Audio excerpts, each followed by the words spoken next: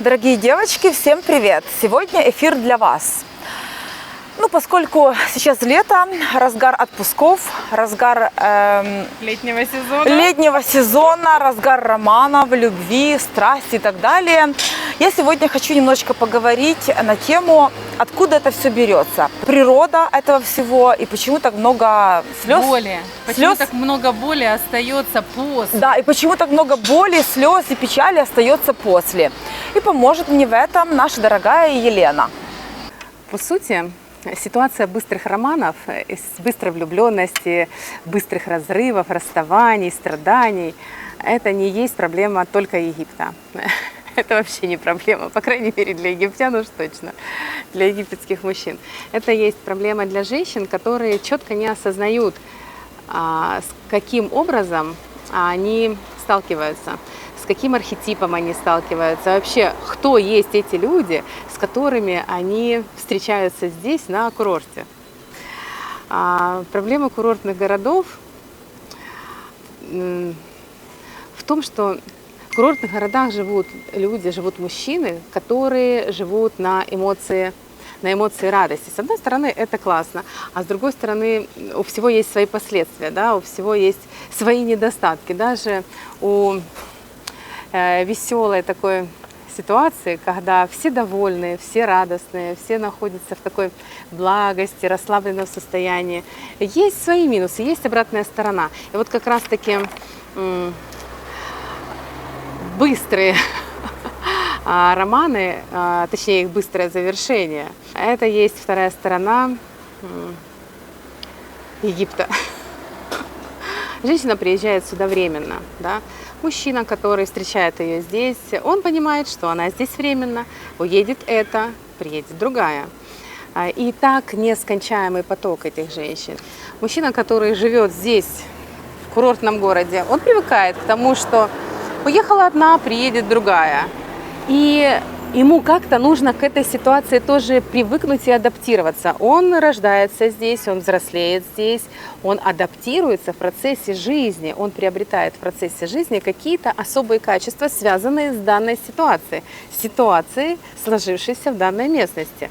Свои женщины местные, возможно, по каким-то причинам его не устраивают. Не устраивают традиции, связанные с местными женщинами, а здесь, постоянная смена декораций, а люди, находящиеся в состоянии и в основной эмоции радости, да, мы переходим к основной нашей теме, основные эмоции, им нужна причина для радости. И вот новая причина для радости, новая женщина, конечно. И у него-то тоже свои переживания. Тут стоит понять мужчину, да, у него была эмоция на пике, да, он влюбился, он увидел новую красивую женщину, он влюблен, он готов для нее достать звезду с неба, он на все готов. И она удовлетворяет, соответственно, какие-то его основные значимые критерии. То есть первое, она красива, она неизведанна и она доступна. Почему? Потому что у нее строго ограниченное время отдыха. Да? Она приехала на 7, на 10 дней, на 14, может быть. Да? Но со временем мужчины привыкают, что все у приезжей женщины достаточно быстро. И развитие событий в паре, да, должно быть тоже быстро случиться. Ему это уже нужно, потому что он по жизни привык к этому, а ей это нужно, потому что она здесь достаточно на короткий срок времени. Пазл сложился. Но когда она уезжает, у мужчины есть тоже собственные переживания. Расставание. В смысле, была и нет. У него есть какой-то неудовлетворенный момент, да, а он падает из состояния радости, он сразу падает куда? В печаль. Возможно, он ее повспоминает, конечно, день, два, три, но будет новая эмоция и снова причина для радости. Опс! И эта привычка постоянно складывается, да, он находится на этих эмоциональных качелях, соответственно, приезжающая женщина и входящая в отношения с ним попадает в эти эмоциональные его качели. Ее раскачивает, ей прикольно, да? Она побыла в этом состоянии, уехала, но ей всегда хочется вернуться. И женщина возвращается, и возвращается, и возвращается, потому что эти эмоции, они якорят, очень сильно якорят. Если он привык к смене декораций, то женщине, которая живет, например, в Германии, в Англии, в Украине, да, в других в холодных, скажем так, странах, да, где по жизни минимум эмоций. Ну, сходила на работу, что-то там, как-то там. Ну, максимум у нее есть какие-то танцы, какой-то фитнес, дети, да. Ну, я имею в виду одинокую женщину, у которой нет семьи, да. И она, приезжая в страну, попадает в эмоцию, да, и эта эмоция цепляет. И эта эмоция якорит. И, по сути, эмоция радости, в которой находятся в этот момент мужчины и женщины, она эмоция, если брать по времени, это эмоция настоящего времени. Да? Она есть здесь и сейчас. И в ней хорошо и мужчине, и женщине. Что будет завтра, что будет в будущем, вообще непонятно. Ну и, в общем-то, в этот момент не хочется думать. Поэтому мужчины, которых вы встречаете на курорте, они, первое, нравятся, они миролюбивы, они эмоциональны, но они очень безответственны. Нам кажутся такими безответственными. Почему? Потому что они живут вот в этой основной эмоции радости. Она ими, по сути, управляет. Она, ну не то чтобы управляет, она отложила отпечаток на их характер, на их сущность, да, и когда мы умеем читать основные эмоции, вернемся к началу, да, их 9, когда мы их умеем читать, вот первые 5 минут разговора мы считываем. Человек способен, обучившись, да, читать эмоции, человек способен понять, кто перед ним, что за личность, да, что хочет, какие ценности, какие приоритеты, как можно управлять этим человеком. И, то есть это такой своего рода профайлинг, да, то есть этот файл прошит в человека, и как основную эмоцию мы видим на лице. Мы можем отличить легко человека, живущего в состоянии печали, да, когда губки так опущены, все так грустно, такое лицо, которое поплыло прямо вот вниз, да, плывет. Это эмоция прошлого. Человек, живущий в прошлом. И чтобы его поднять на пик удовольствия и как показать его удовлетворенность жизнью, да, его нужно вернуть в прошлое. А человека в состоянии радостной эмоции, да, в состоянии радости, ему нужно показывать эмоции здесь и сейчас.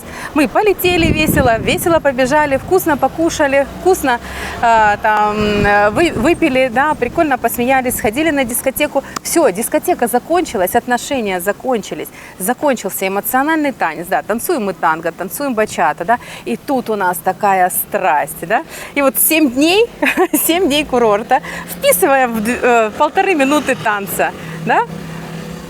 Все то же самое. Бурлят эмоции, на старте мы познакомились, мужчине ты понравилась, он тебя пригласил, но финиш. Финита ля комедия. Погасли свечи, закончен бал. Да? И все. Нужно понять, что да, это может продолжаться, но если мы делаем ставку на местных мужчин, это один вариант отношений. Если мы делаем ставку тоже на мужчин приезжих, это уже совершенно другая история. Там другие эмоции работают, там другие привычки, другие ценности у этих мужчин. И поэтому не нужно расстраиваться, что закончился роман, да, закончился вечер, погасли свечи и как бы все закончилось. Ты хочешь вернуться в эту историю? Да, конечно, она цепанула прям так сильно. Если есть внутренние боли у человека, есть незакрытые гештальты, незакрытые дырки, да, в сердце, или ты пришел в эту ситуацию, ну, с такой острой болью, то, конечно, дальше можно углубить эту боль.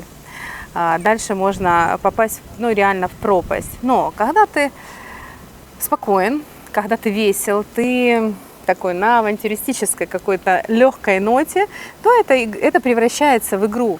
И поэтому я рекомендую, в общем-то все психологи рекомендуют, но я еще рекомендую как кармолог, да, сначала нужно закрыть одну кармическую историю, а потом открывать уже следующую, да. Ну, понятно, что у нас так не получается, мы любительницы танцевать по граблям и при этом обвинять мужчин во всех тяжких грехах, да.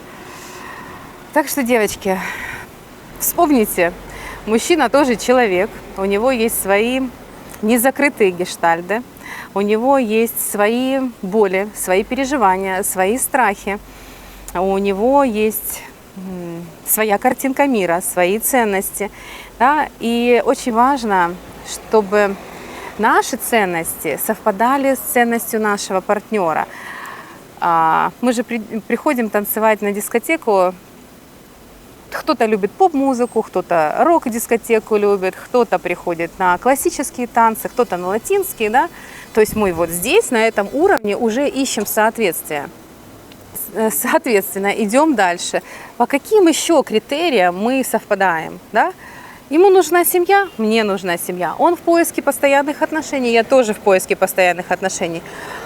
Я приехала на 7 дней, и мне нужен быстрый роман курортный, да, а он здесь ищет женщину для долгих отношений.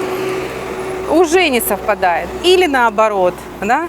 Или он привык к коротким романам, да, и ему надоедают женщины, потому что привычка у него такая уже согласно местности, в которой он живет. А ты приехала на курорт и все-таки рассчитываешь встретить какие-то постоянные отношения. Ну, это, скажем так, точечные какие-то индивидуальные, случайные истории. Они бывают, никто не отрицает их существование. Но мы-то мечтаем о чем? О том, что это будет длиться всю жизнь, о том, что это долго, это прекрасные моменты, боже, как романтично, звезды, море, шуршание ракушек и такие яркие впечатления, мы возвращаемся в них. Это нас якорит. То есть мы постоянно хотим, чтобы иметь причину для радости, да? Беспричинно, смех без причины, признак дурачины, да, есть такое. Но чтобы нас эти все истории сильно не цепляли, не привязывали, не якорили, действительно нужно иметь арсенал причин, которые причиняют тебе радость. Тавтология, но все же.